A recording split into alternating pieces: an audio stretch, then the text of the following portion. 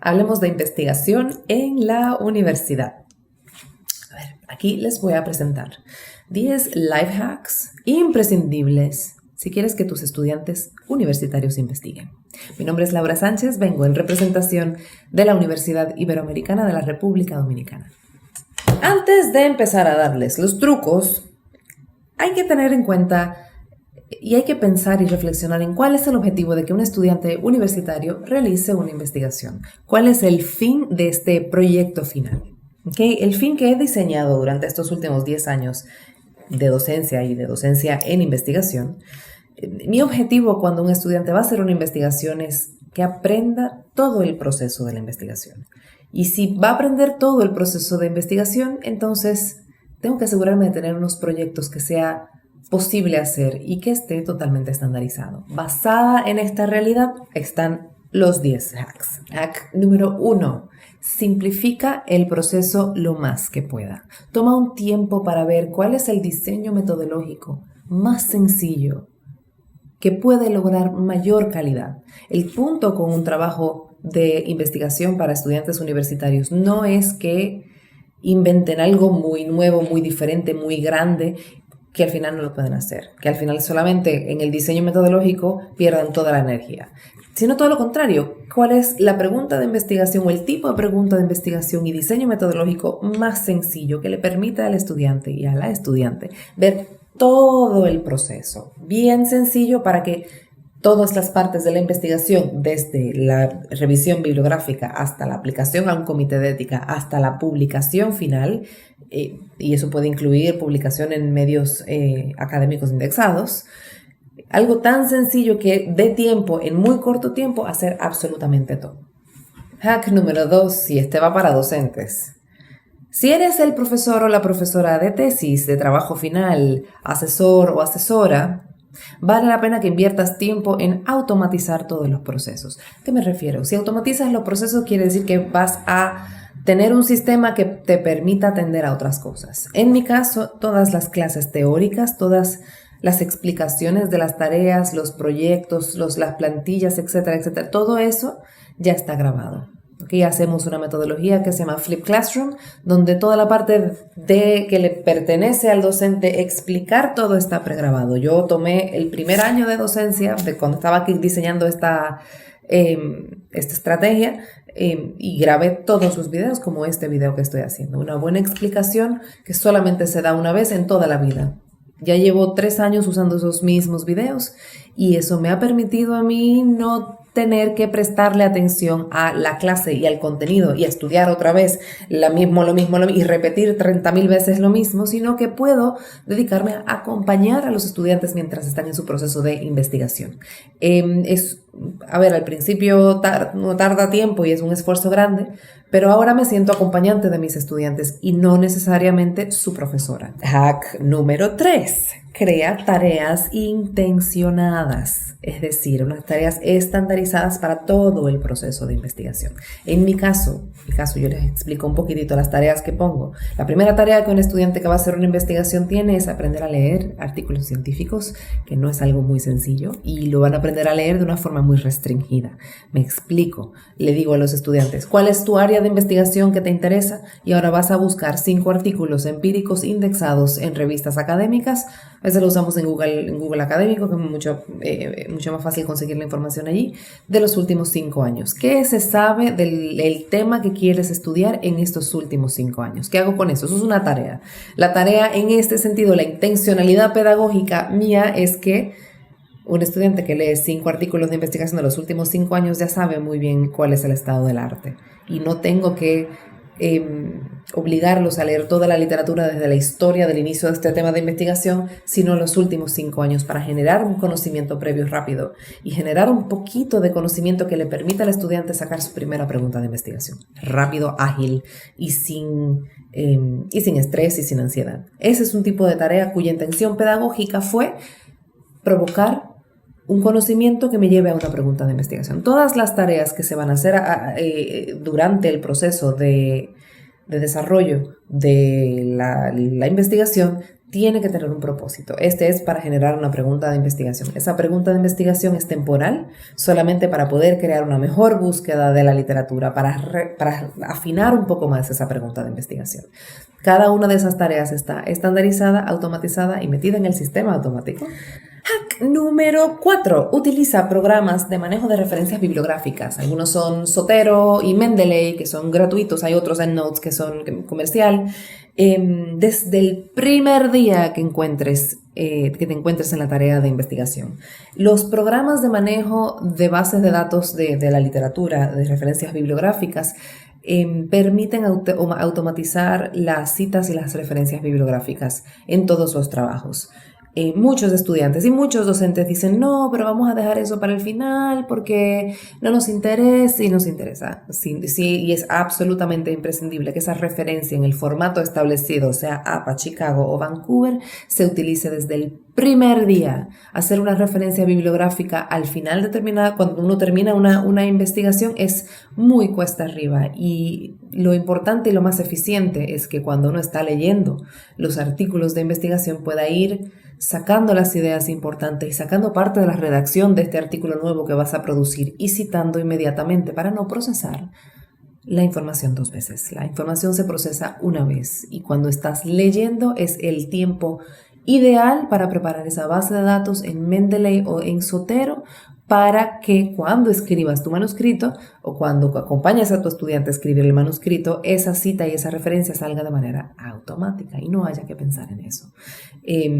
A veces, y esto es una confesión, a veces yo le pido a los estudiantes que hagan la referencia en formato APA o en Chicago o en Vancouver de la primera tarea cuando tienen que leer 5 artículos de investigación, y no les digo que existe el truquito de usar Mendeley o Zotero para hacerlo de manera automática. Y esa tarea generalmente es muy penalizada porque es incómodo hacer un formato APA o un formato Vancouver o Chicago manual, de manera manual.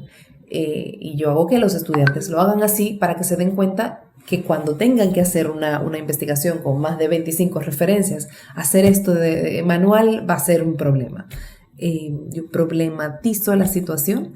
En mi caso, cuando yo estudié la licenciatura, no habían estos programas, o sea que yo conozco el dolor de tener que hacer esto a mano, y a veces es bueno que todos experimentemos ese pedacito de molestia para poder asumir estos recursos fantásticos que permiten crear un manuscrito mucho más rápido. La cosa es, tratemos de automatizar lo automatizable para tener tiempo y recursos para dedicarle a lo importante. Lo importante es tener una buena pregunta de investigación y tener una buena justificación y unos buenos instrumentos y un buen desarrollo de la investigación.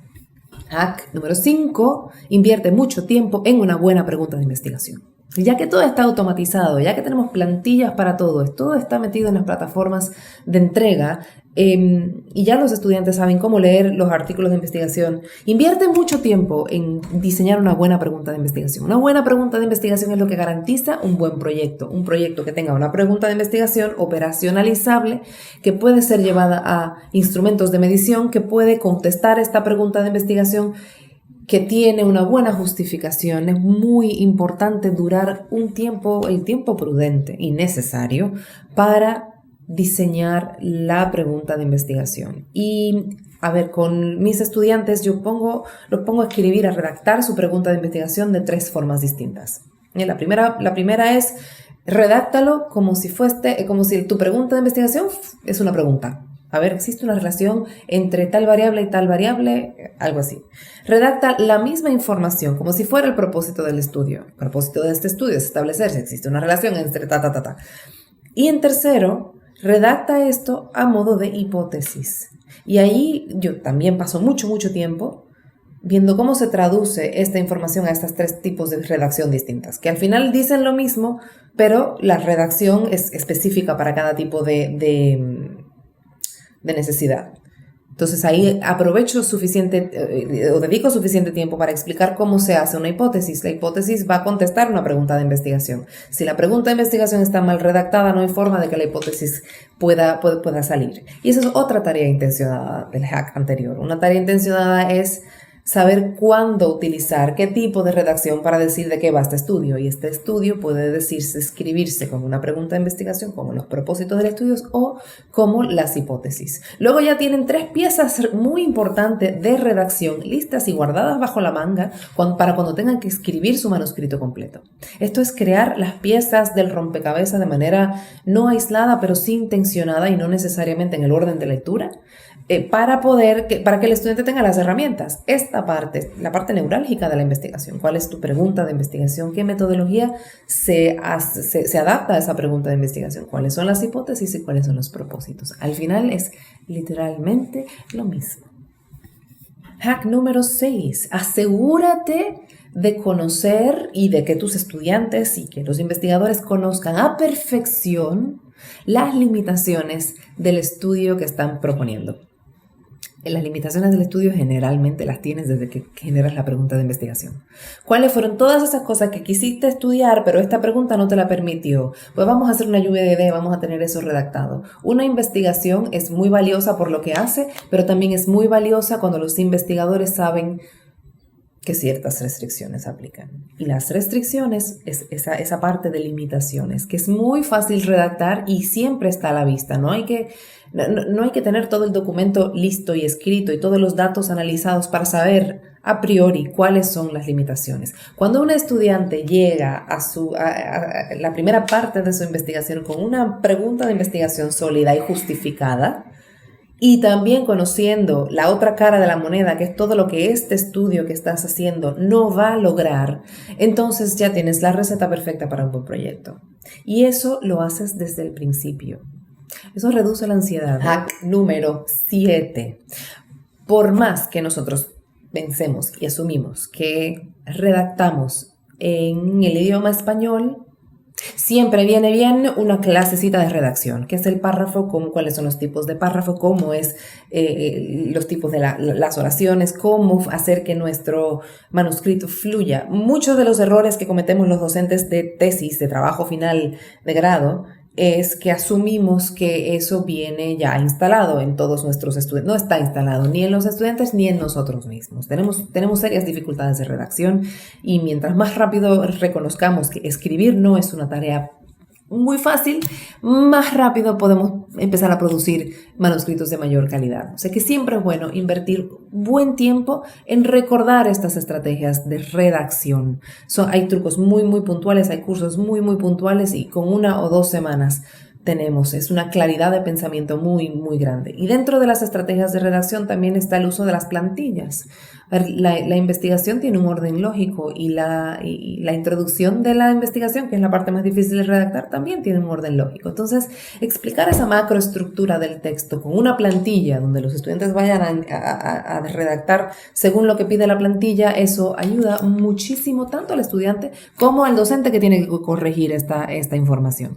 Y por eso 2-3 semanas de buen taller de redacción académica, explicando los tipos de párrafo, explicando cuál tipo de párrafo se usa en qué parte del manuscrito y por qué este manuscrito es importante escribirlo así, explicándole esta macroestructura, así como la introducción es parte de la justificación y la discusión es lo que vas a aportar tú a esta discusión, nos asegura de la calidad de la redacción. Hack número 8. Incluso antes de terminar la investigación, es muy bueno dedicar tiempo en cuál va a ser el mensaje final. ¿Qué quiero yo lograr con esta investigación? Sin querer y sin darse cuenta estás escribiendo la discusión, pero no se lo digas a nadie. ¿Qué mensaje final? A ver, ¿cuáles son las implicaciones de este estudio para la ciencia en general, para la política pública de lo que sea que estás estudiando, para la vida y el bienestar en general de las personas? ¿Cuál es el mensaje para llevarse a casa? ¿Cuál es el mensaje mayor que tienes? Eso, si lo combinas con una buena pregunta de investigación, tener los pies sobre la tierra y la limitación y el mensaje final, ya tienes la estructura completa del manuscrito. Hack número 9, y este puede ser el más contraintuitivo de todos los que he dicho. No pongan a sus estudiantes a redactar antes de tiempo. ¿Okay? Lo que les expliqué en los hacks anteriores es formar las piezas, crear las piezas del rompecabezas. La redacción es armar el rompecabezas y para poder armar un rompecabezas tienes que tener las piezas listas. ¿Okay? Entonces todo esto es alrededor del levantamiento de datos. Aún no ha ocurrido el levantamiento de datos. Cuando un estudiante tiene buena pregunta de investigación, conoce sus limitaciones, sabe cuál es el alcance de esta investigación, luego puede tener tiempo para diseñar el estudio, para hacer el estudio, para diseñar los instrumentos, toda la parte metodológica que es muy metódica, muy cuadrada y muy sencilla de llevar a cabo porque ya la metodología está diseñada. Entonces, cuando todo esto está armado, que conste que hay un trabajo de investigación, hay un trabajo de lectura, hay un trabajo de crear conocimiento en el estudiante, todo está a flor de piel, todo está disponible. Cuando todo está disponible, ese es el tiempo ideal para crear una redacción, para crear un manuscrito. Es decir, yo intento a la medida de lo posible que todo lo operativo de la investigación se realice antes de la redacción. Claro, que mientras están creando estas piezas de rompecabezas, se va redactando, solo que los estudiantes no saben que lo están redactando.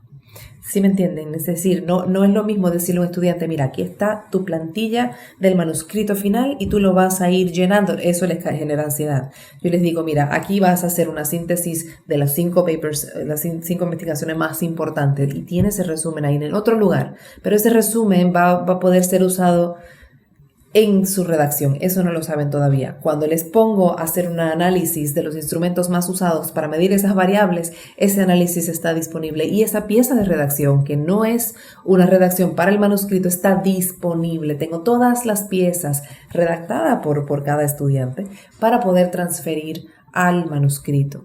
Y ahí es donde se arma el rompecabezas y ahí es donde se redacta el resultado final. Todo el trabajo anterior es formar las piezas y tener recursos disponibles para poder llegar a redactar un buen manuscrito.